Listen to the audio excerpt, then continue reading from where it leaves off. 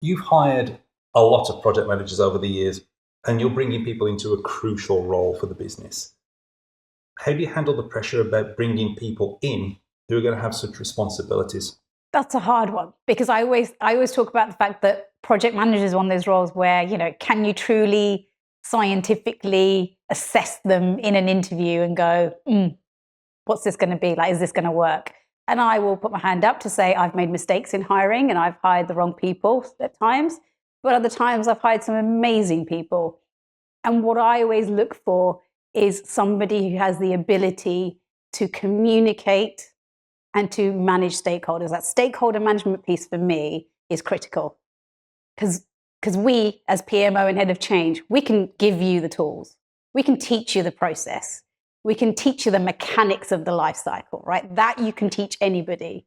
But it's the ability to talk to people, to manage, to bring the right combinations of people together to solve issues and challenges and risks that come up. That's the key for me. And so when I'm hiring project managers, that's what I look for. How do you manage the room? How do you manage the kind of environment that you're in? How do you deal with different stakeholders, right? What's your approach? I'm forever talking to my kids, and you've heard me say it a billion times at work as well, which is it's about the tools in your toolkit and making sure that you use the right tool in your toolkit at the right time. And that for me is what I'm looking for when I'm interviewing project managers, right? Do you understand that you've got different tools in your toolkits? Can you retrieve those to talk about them? Where's the appropriate point in time to use them? When I see that in an interview, that says to me, okay, this person knows how to do this, but also the ability to understand which tool and technique to use then says to me, you know how to manage your different stakeholders. Because you're not going to go into a conversation with the CEO if he's sponsoring or she are sponsoring your project and start talking to them about mechanics of certain data or certain development processes, right? They're not interested and don't need to be and shouldn't be in the weeds of the details to that level. But what you're talking to them about is the financial and non-financial benefits of that initiative and where we are in the trajectory of that based on where we are in the project. Is what we're doing, is what we're learning still going to meet the needs of what was asked for by the business?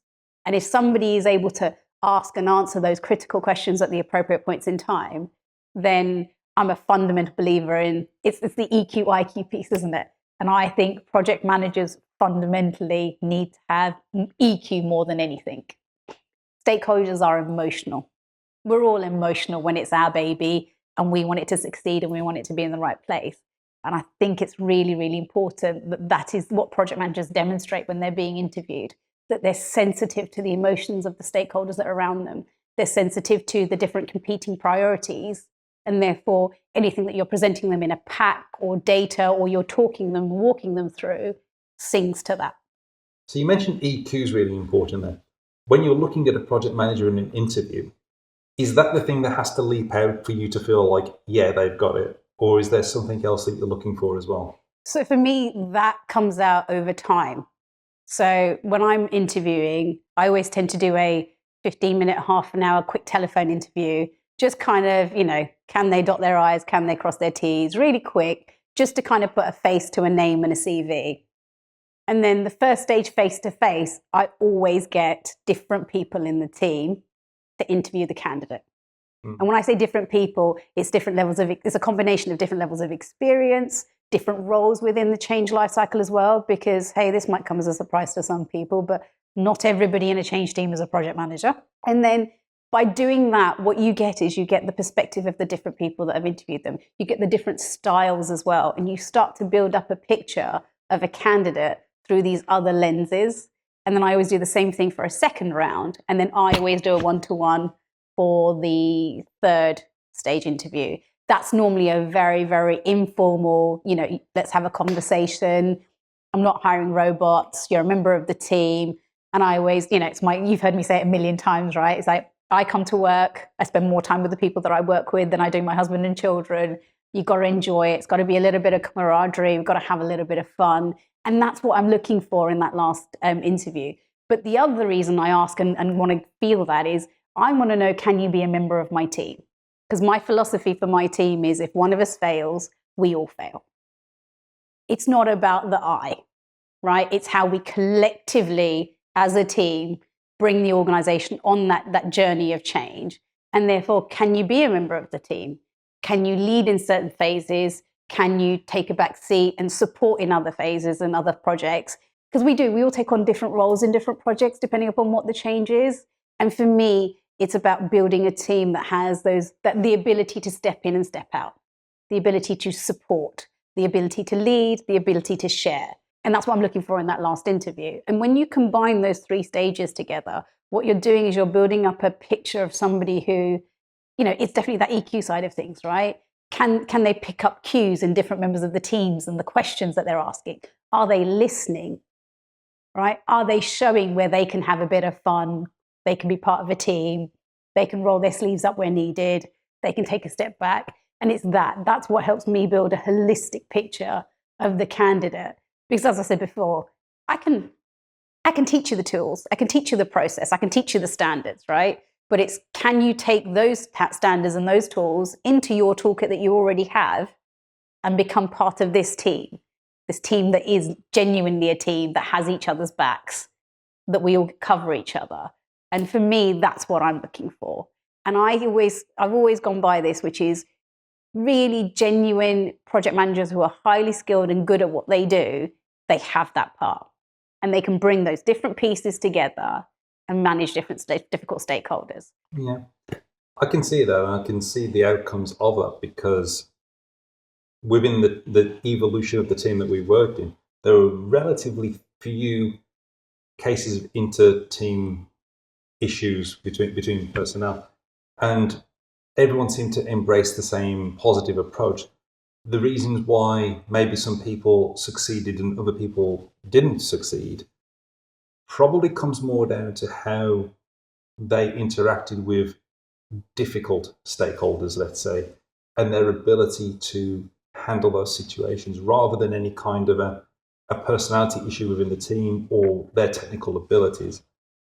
And seeing how they're going to interact with stakeholders, that's kind of got to be that's almost got to be a guess, because you're never really going to, you're going to see what they're like under pressure in an interview perhaps, but you're not going to, it's probably not even legal or ethical to try to recreate some of the pressurized situations somebody will be in their regular job. I completely agree, which is why I always say it's almost a little bit of a gamble hiring project managers, right? And that's not to insult anybody, but it's, everybody can perform for an interview, right? How do you do exactly what you said, put them in these high pressure situations and stuff and see how they react? Well, you can't.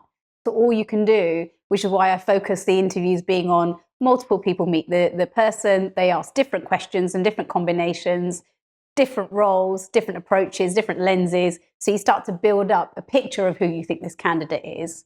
And most importantly, the other thing is what are they looking for? It might be great that I've got this, very data-driven data migration project that I need running. But actually, if that person doesn't have, I'm not even talking about experience here, if they don't have a passion for that or don't want to be interested in that, when they're not inquisitive about that, are they going to enjoy that? And subsequently, are they then going to be a positive impact to the rest of the team? Are they going to be an impact to the culture? That's another side of it as well, right? And for me, that's what the interview process is about. It's about learning about those different facets of a person, telling them about your organization and the problem statements you have, and go, is there a synergy there? Is there a click there?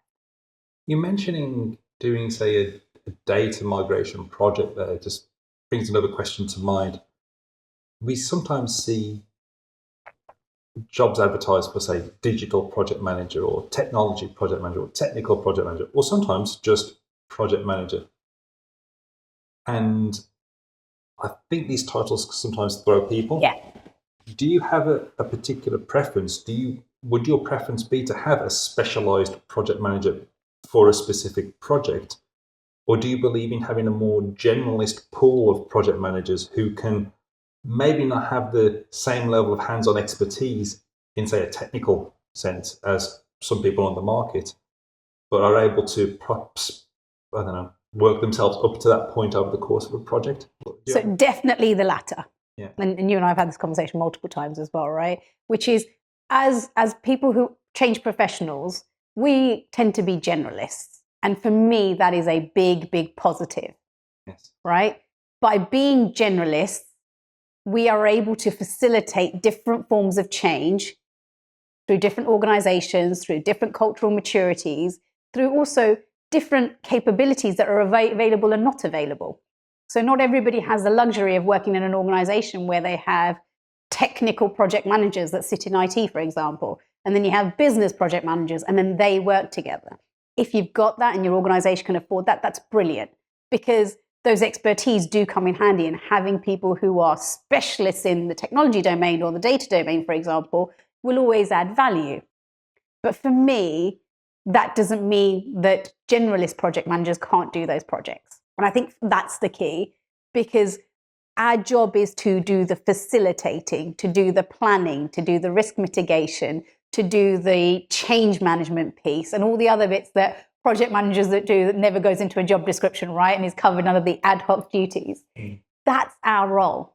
We're not there to provide specialist compliance, regulatory facts that we know we need to adhere to. We have SMEs in the business that do that. Our job is to do that generalist facilitation piece. So I'm a fundamental believer in, if you hire the right people, the right EQ who can work and manage the stakeholders around them, you don't need to have those expertise. But time and experience, and we all know that, especially in the domain that we work in, when you work for different organizations and in different portfolios and in different projects, you will inevitably work on data and IT and compliance and legal entity and all kinds of projects. And so you add those to your toolkit, don't you? And that's where you learn, you take those forward. So when knowing that the next big project that's coming along is, say, the regulatory one, you've never filtered out people's CVs based on them not calling themselves a regulatory project manager on their CV? No. And I think that would be doing a disjustice to the other candidates who've applied for the role. It's not necessary. I just don't see that. Well, that's something that you don't filter them out on. Is there something that you do look for that filters people out straight away? So this is interesting, right? And I will say that my perspective on that has changed over the years. So if I think back to 10, 15 years ago when I was hiring project managers, I did look for kind of the specialist experience and what are the particular projects you've worked on, and does that align to what I'm recruiting for right now? But the reality of it is, Stuart, is when we're hiring project managers, you might have a project in mind for that person to do when they start on day one. Portfolios evolve, projects come and go, right? So I very much now don't look at the specific projects that they've worked on and do those projects align to what I've got for this person that I'm hiring for. I look at the generalized pool of their CV and the projects that they've worked for and go, okay, how many different areas have they worked in? Nothing wrong with specializing, but the luxury of the world that we work in, you don't necessarily get to sit there and go, this stakeholder has come up with this project, that's the next thing we're doing. Let me have a look at my bench of project managers who are all sitting there twiddling their thumbs and go, which one's going to align to this? Life doesn't work that way. Business doesn't work that way. I think there's a philosophy that if you focus in on a niche area and you become a specialist of some sort, you can then charge more. Your daily rate possibly is greater for that.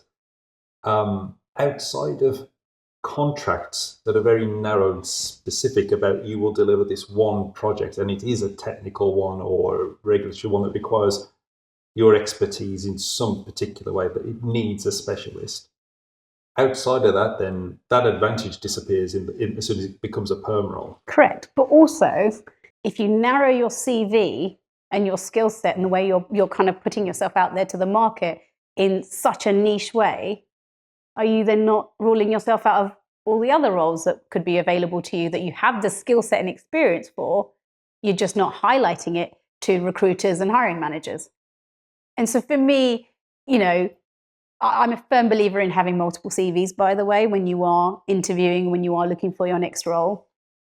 Some of them can be specialist. You should always cater a CV to the audience you're sending it to. So if you're applying for a specific role in a specific type of organization that is, going through a specific form of transformational change or something, then I would make sure that my CV catered to what they're looking for. So this is where reading the job description and aligning that to the CV that you submit for that role is super important.